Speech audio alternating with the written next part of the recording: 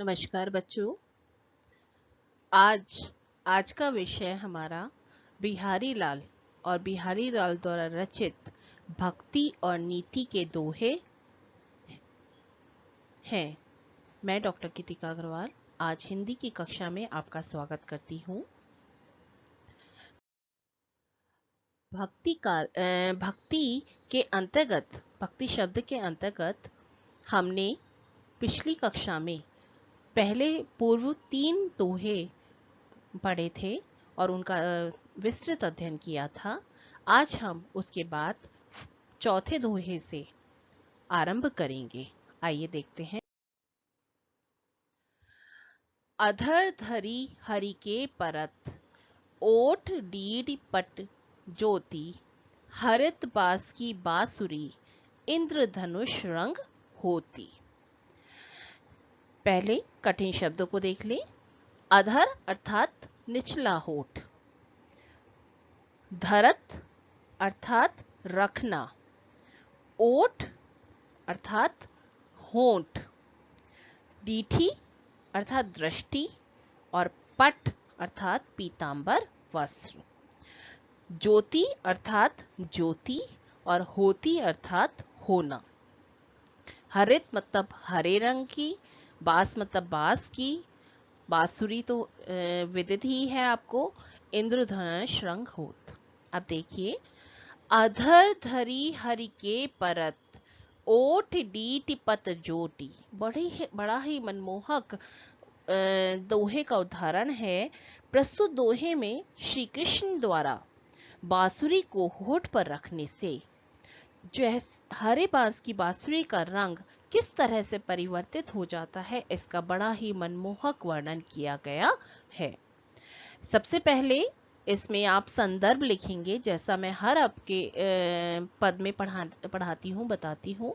तो सर्वप्रथम आप इसका संदर्भ लिखेंगे और संदर्भ में आप इस तरह से लिखेंगे कि प्रस्तुत पद्यांश या प्रस्तुत दोहा हमारी पाठ्य पुस्तक के काव्य खंड के भक्ति शीर्षक से उद्धृत है।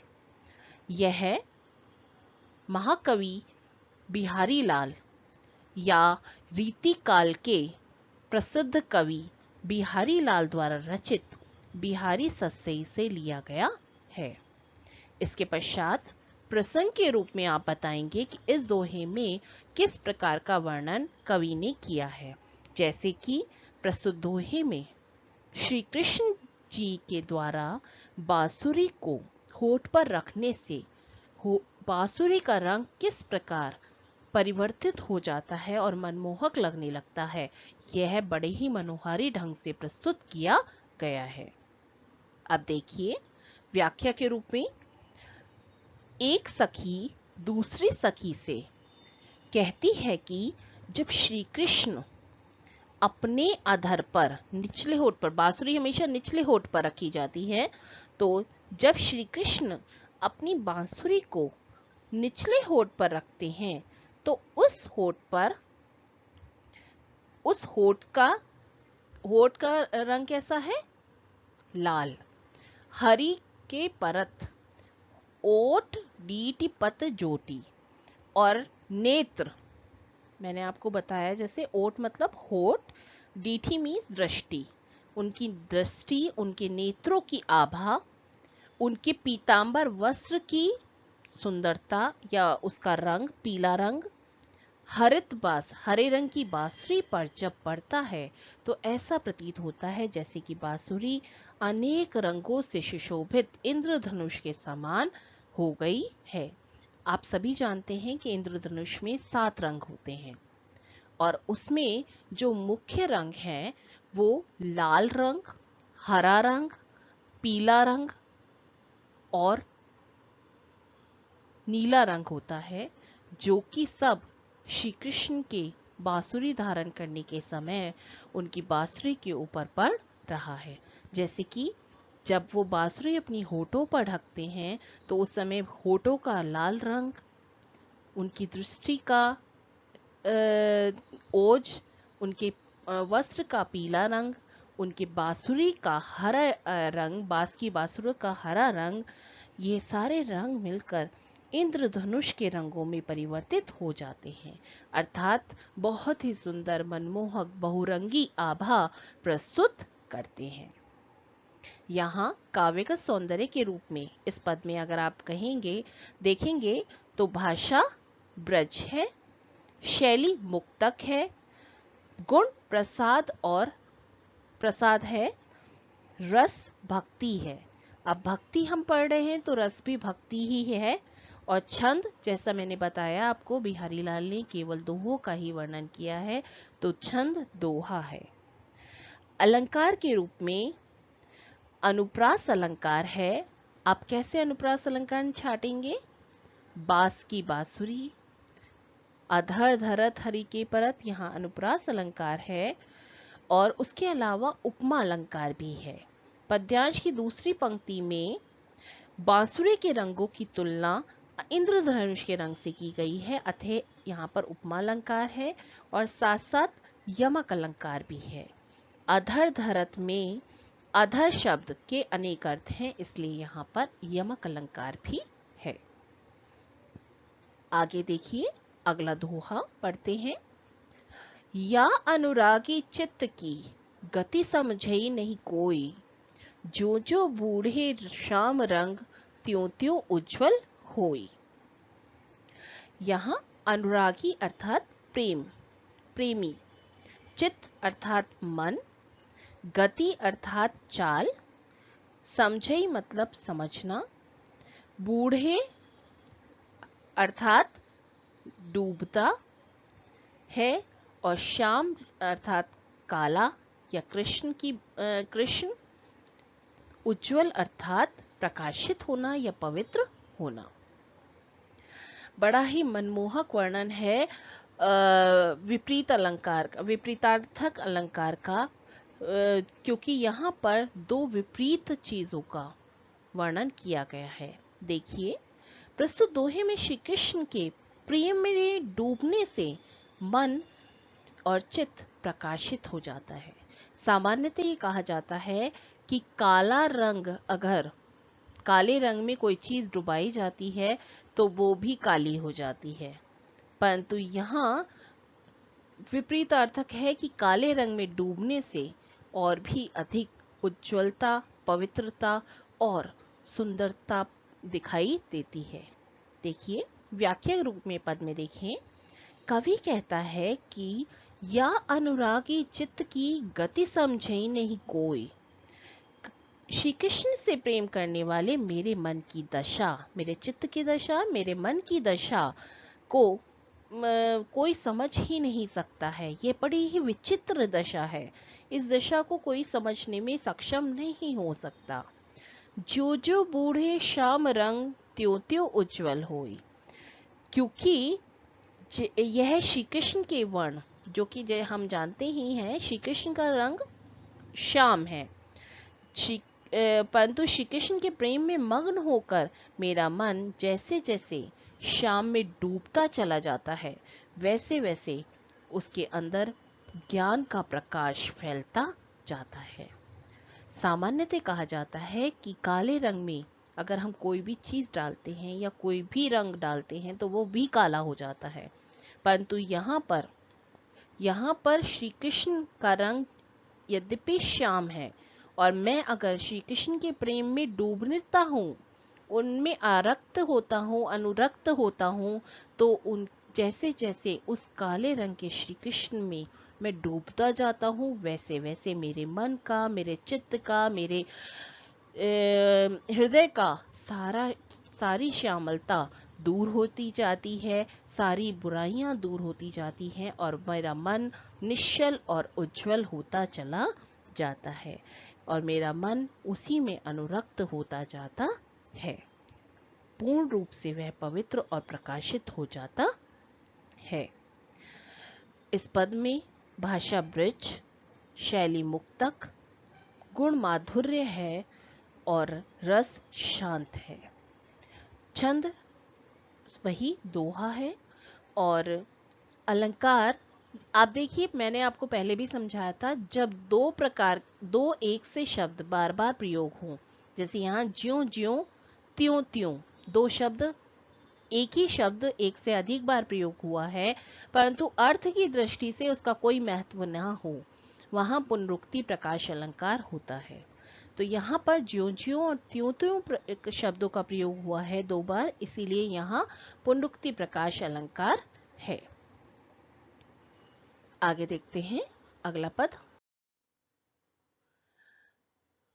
तो लघु या मदन तो लघु या मन सदन में, हरि आवे की बाट, विकट जटे जो लघु निपट, खूटे न कपट कपाट।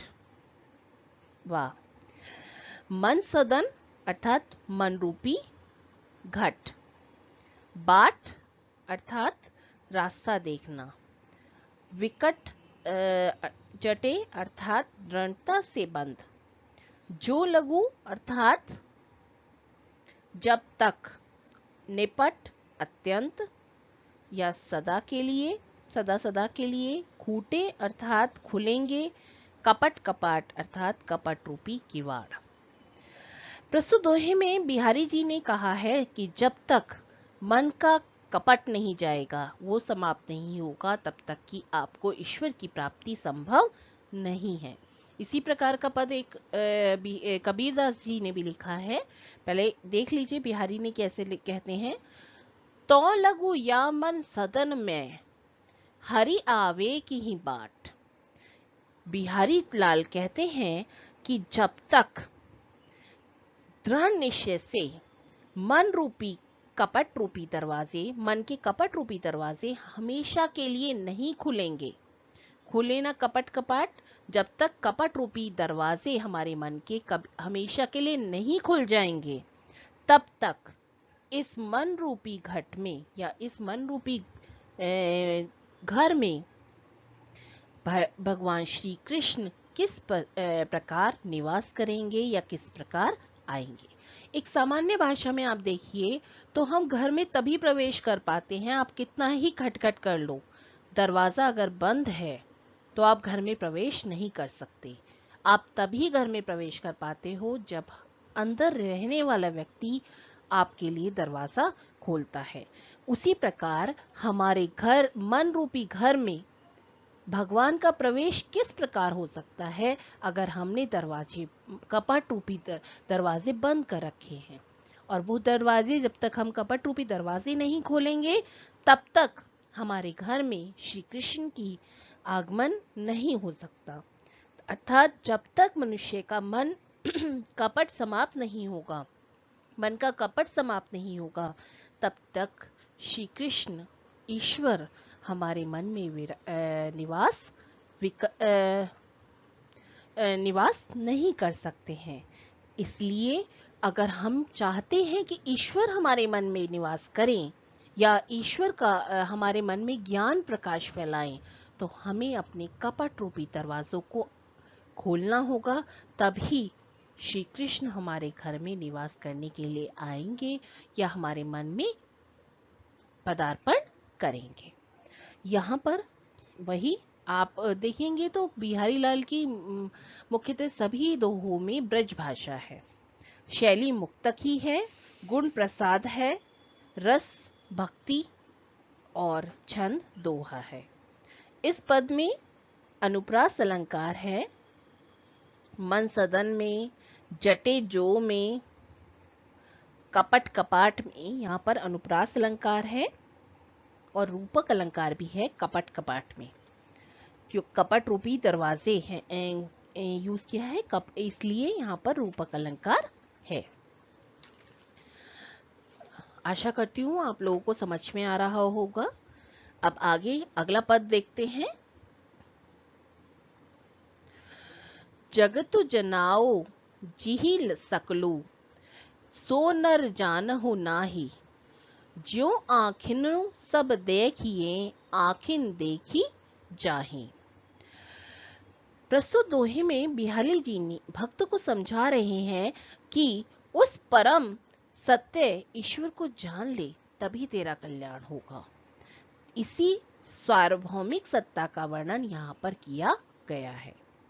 जगतु अर्थात संसार, जानियो अर्थात ज्ञान कराना या जानना। जिहि अर्थात जिसने, और सकलु मीन्स संपूर्ण। जानियो अर्थात जानियो नहीं अर्थात जाना नहीं है। देखिए, कवि बिहारी जी कहते हैं कि तू इस ईश्वर को जान ले जिसने तुझे बनाया है, सो हरि जानियो नाही। और जिसने तुझे इस संपूर्ण संसार से अवगत कराया है, ज्ञान कराया है, अभी तक तूने उस हरि या श्री राम को नहीं जाना है। जो आँखें सबु देखिए आँखें देखी जाए। जिस प्रकार से जिन आँखों से हम सब कुछ देख लेते हैं, उन आँखों को वो स्वयं नहीं देख सकते। फिर से मैं बताती हूँ कि इस संपूर्ण संसार का ज्ञान हमें, या इस संपूर्ण संसार से हमें श्री भगवान ने, हरि अर्थात भगवान ने परिचय कराया है, परंतु हम स्वयं उनको जानने में असमर्थ हैं। हम उनको नहीं जान पाए हैं, इसलिए हमें उनको जानना आवश्यक है। यहाँ पर उदाहरण ईश्वर का से आंखें से की गई है। उदाहरण स्वरूप आंखों को बताया है। जिस प्रकार आंखों से हम संपूर्ण संसार देख लेते हैं, परंतु उन वही आंखें स्वयं को नहीं देख पाती। आप बोलेंगे मैम कैसी बात कर रहे हैं, आप स्वयं बताइए, आप अपनी आंखों से अपनी आंखें किस प्रकार देखते हैं? शीशे के माध्यम से देखते हैं, मिरर में देखते हैं, परंतु सम आंखें अपने आप को नहीं देख पाती हैं। हाँ, समझ आया क्या बात बोल रही हूँ? अपनी आंखों से हम अपनी आंखें नहीं देख पाते हैं, उसके लिए हमें किसी साधन की आवश्यकता पड़ती है। उसी प्रकार भगवान ही हमें सारे संसार के विषय में ज्ञान देते हैं, हमें ये समझाते हैं क्या है संसार में। इस संसार में हमारा अवतरण ईश्वर के द्वारा हुआ है, परंतु हम उस ईश्वर को सामान्य आंखों से या सामान्य रूप से नहीं देख पाते। उसके लिए हमें किसी साधन अर्थात गुरु की या ज्ञान की आवश्यकता पड़ती है। हम स्वयं से उसको नहीं जान पाते हैं। तो इसीलिए कवि यहाँ पे कहता है कि हे मानव, जिस भगवान ने, जिस ईश्वर ने इस संपूर्ण संसार से तुम्हें अवगत कराया है, उस ईश्वर को तुम्हें जानना आवश्यक है, तभी तुम भवसागर से पार हो सकते हो। यहाँ पर भी भाषा ब्रज, शैली मुक्तक, गुण प्रसाद, रस शांत है और छंद दोहा है। यहाँ पर जैसे देखिए आप, ज शब्द की आवृत्ति हो रही है, तो यहाँ पर अनुप्रास अलंकार है। हाँ, समझ गए? चलिए इस अगला पद पढ़ते हैं। जप माला छापा तिलक, सरे न एको काम, मन काची नाची वृथा, सांची राचे रामू। जप अर्थात जपना, छापा तिलक मतलब टीका लगाना, सरेव अर्थात सिद्ध होता है, एको काम मतलब एक भी काम, मन काचे अर्थात कच्चे मन वाला, वृथा अर्थात बेकार का, नाचे अर्थात भटकना, सांचे राचे राम अर्थात राम तो सच्ची भक्ति से अनुरक्त होते हैं। यहाँ पर प्रस्तुत दोहे में बिहारी जी ने भक्ति का आडंबर करने वालों पर कटाक्ष किया है, जो लोग पूजा पाठ के लिए आडंबर करते हैं। आप लोगों ने देखा होगा कि कुछ पुजारी या कुछ लोग, सामान्य लोग भी तिलक लगाएंगे, गले में रुद्राक्ष की माला, तुलसी की माला पहनेंगे, और हर समय पूजा पाठ करते रहेंगे, घंटी बजाएंगे, मंदिर जाएंगे, सब कुछ करेंगे, पर अगर वास्तव में लोगों की सेवा करने की बात आती है तो वो लोग हट जाते हैं। तो क्या ऐसी पूजा, ऐसा पूजा पाठ, ऐसा कर्म कांड वास्तव में पूजा है, वास्तव में ईश्वर की प्राप्ति का साधन है? इस बात पर उन्होंने कटाक्ष किया है।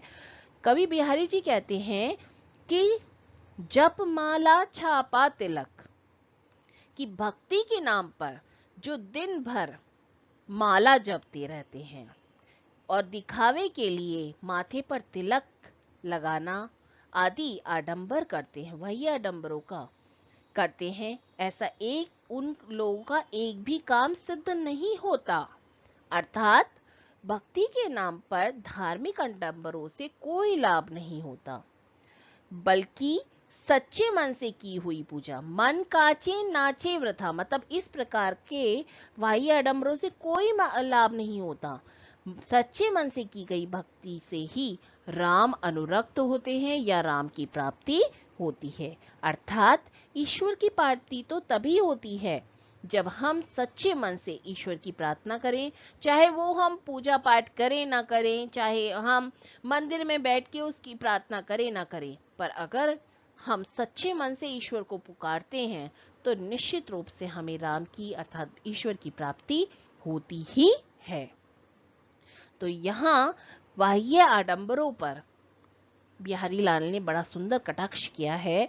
साहित्यिक ब्रजभाषा है, शैली मुक्तक है, गुण प्रसाद है और रस शांत है, छंद दोहा है और अलंकार के रूप में अनुप्रास अलंकार है। अनुप्रास अलंकार आपको अभी तक छांटना आ ही गया होगा।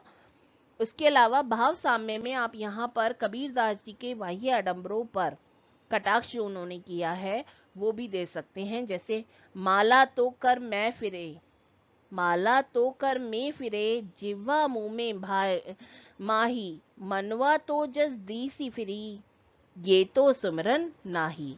या एक और उन्होंने बोला है, वो काकड़ पादर जोड़ के, काकड़ पाथर जोड़ के मस्जिद दियो बनाई, तातरे मुल्ला बांग दे, क्या बहरा हुआ खुदाए। अर्थात ईश्वर को प्राप्त करने के लिए शोर मचाने से, पूजा पाठ करने से, माला जपने से, तिलक लगाने से कोई लाभ नहीं है। अगर वास्तव में हम सच में ईश्वर को प्राप्त करना चाहते हैं, उसे खुश रखना चाहते हैं, तो उसके लिए सिर्फ और सिर्फ उनको प्रसन्न करना आवश्यक है, ये लोगों की सहायता करना आवश्यक है और मन से उनकी पूजा करना आवश्यक है।